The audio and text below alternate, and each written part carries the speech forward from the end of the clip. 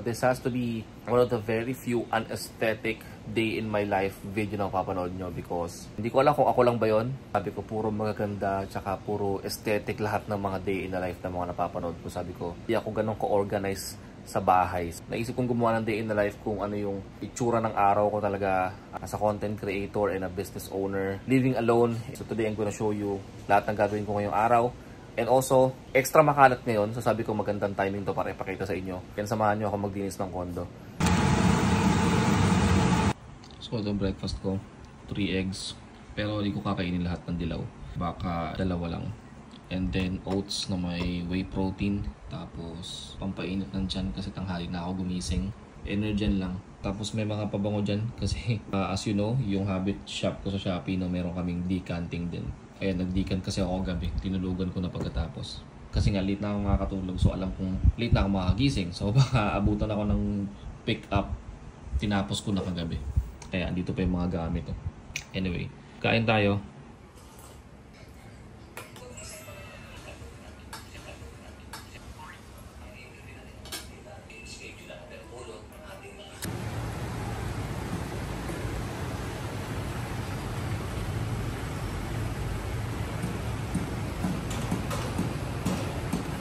Simulan natin tong vlog na to sa paglilinis ng mga gamit dito. So, unahin ko yung kama.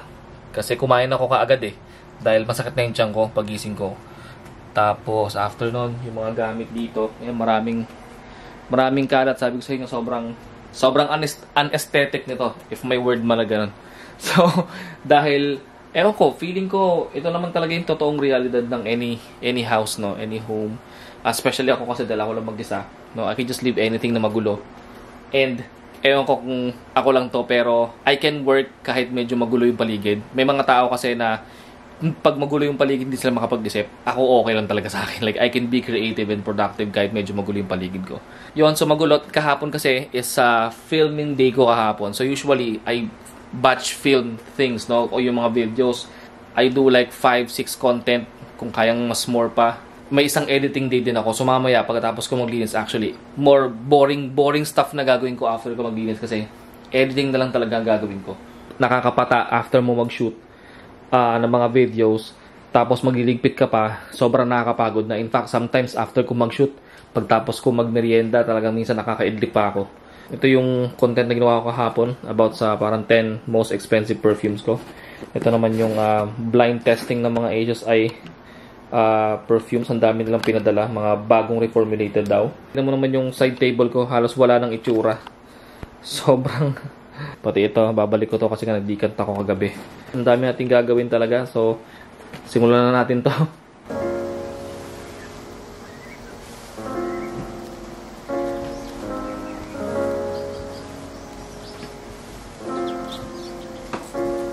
Ito lang ginagamit ko kasi wala yung vacuum na iwan ko sa amin sa Rizal. Ito, wala lang. Katamaran lang. So, ito lang ginamit ko para malinis ko yung mga dumi sa kama. Diba?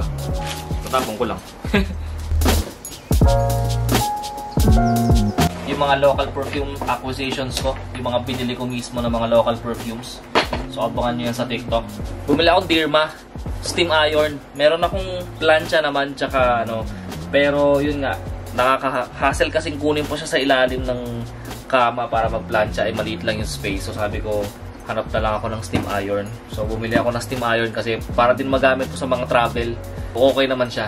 Parang nasa 1,000 lang yata to. So sobrang helpful kapag tulad ko na maliit lang yung bahay, maliit ang tinitirhan. Space saving siya. Yung binili ko na steam iron. Isa sa mga problem ko living in a limited space like to sa condo is yung trabaho ko as a content creator. Syempre bumibili ka ng mga bagay. Bukod sa mga binibili mo, andun pa yung mga pinapadala sa iyo ng mga products. So like for example, yung mga boxes na ganito, hindi ko siya laging kayang itabi. Although personality ko naman talaga na magtapo ng mga box, hindi ako masyadong nagkikip ng boxes eh. In fact, lately lang ako nag-adapt doon sa idea ng pagkikip ng mga boxes ng mga perfumes para if ever kailangan ko silang i-travel, protected sila kasi nga nabasagan ako ng perfume, di ba? Gustuin ko mang ikip yung mga to, kailangan ko silang itapon talaga kasi sisikip talaga lalo. Yun lang ang cons kapag ka nakakondo ka kasi nga limited space ka talaga. By the way, if you're not following me on Instagram, join my broadcast channel sa Instagram, Greg Barilla. because I'll be prioritizing you guys when it comes to the giveaways. So yung mga perfumes na hindi ko nagagamit, kayo yung gusto kong bigyan ng focus kasi kayo talaga yung nakasupport sa akin for the longest time.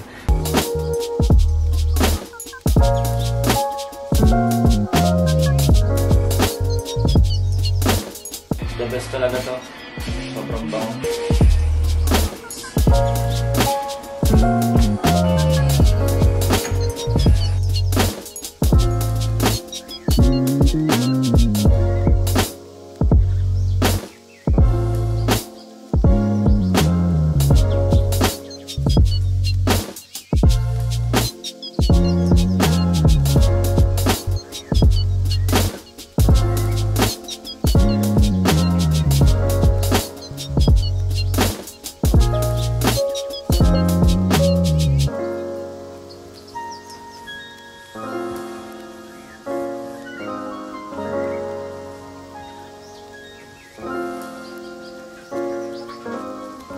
Next natin nga ayusin. This is a mess. It's a mess. Okay, lahat ng bagay na mindlessly hindi ko alam kung saan ko lalagay or basta gusto ko lang ilagay dyan. Nandyan silang lahat. Kita mo halo-halo. May wallet ako dyan, may suklay, may pabango, and may mga kung ano ka.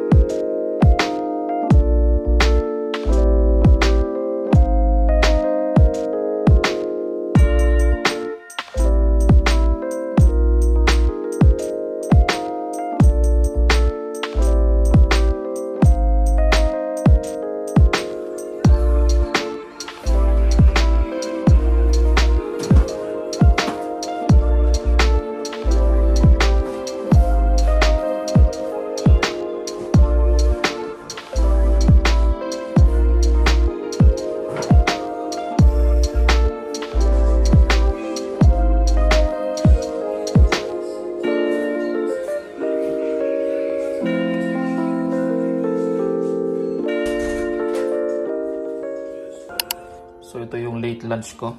Yan. Iniiting ko lang kasi galing sa ref to.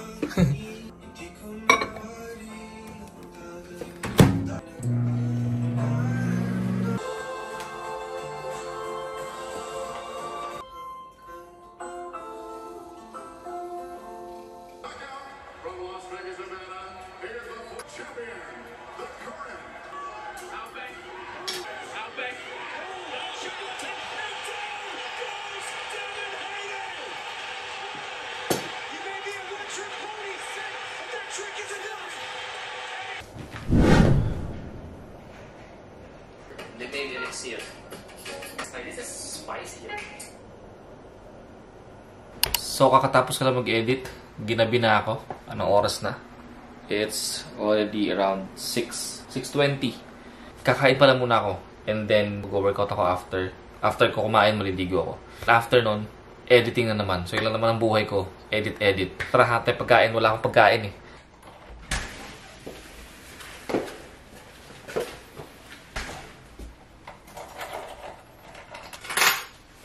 So, yun. Bumili lang ako ng chicken. Walang katapusan chicken.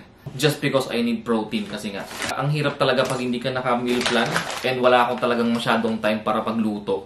So, ginawa ko yan last week. Parang after 1 month na naka-meal plan ako, nag-stop ako sandali. Tinignan ko lang kung anong mas okay. Pero ang hirap talaga kasi unang-una, isipin mo pa yung luto, tas guluto ka pa. Tsaka dahil ka, kondo, di ba? Medyo kumakapit yung amoy sa bahay. Ang hirap. May exhaust nga, pero pag tingin ko katagalan, magkakaamoy yung bahay pag lagi nagluluto rito. Especially pag isda. So, ang ginagawa ko, bumibili ako ng 2-piece chicken. Sa Lawson kasi, laging 2 pieces rice na siya kagad. Mas nakakatipid ako pag bumibili ako ng 2-piece. So, yun. Kakainin ko isa as pre-workout. Tapos, meron akong post-workout meal. Parang yun ang pinaka-dinner ko mamaya pagkatapos.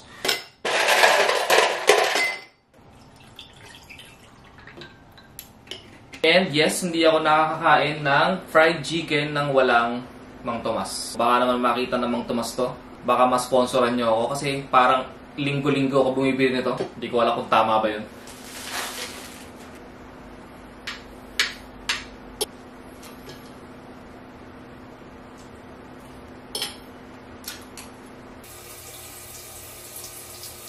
Take advantage of the 25% off discount across all Noah products, including my 3 favorite perfumes from Noah. So, see you on 99.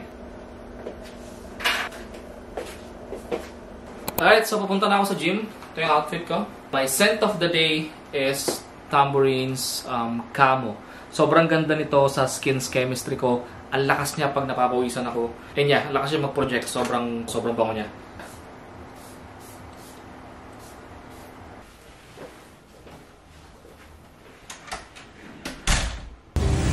Lost cause I'm a little problematic.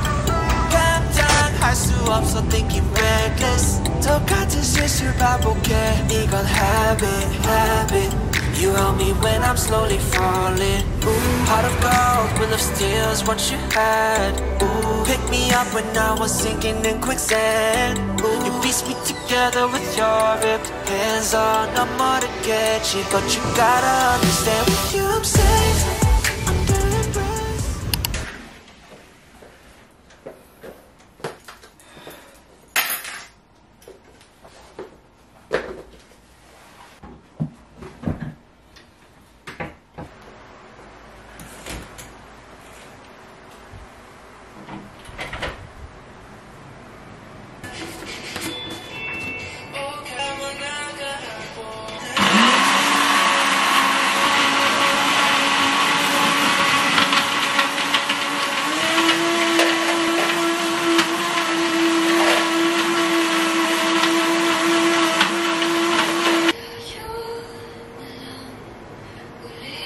So, it's now 10:25. Ayan. So, naggawa lang muna ako ng protein shake. Iinitin ko na lang din yung ginawa ko kanina. Remember yung chicken? Maiba. So, chicken and rice. Diba? Ang boring. By the way, alam niyo ba na marami akong gantong plain lang na white t-shirt. Pag nasa bahay ako, ganito lang ako palagi. Para hindi na ako nag-iisip ng pambahay ko. At least bawas sa isipin yung anong susuotin ko. Alam mo yun? Cheers! And I'm sure, alam ko naman di lang ako mag-isang ganito pagka kumakain nanonood. Taas kami ng mga nanonood habang kumakain. Financial situation under our 3.4 ounce bottle. And no qualms about shelling that $400 for that perfect, hard to find fragrance.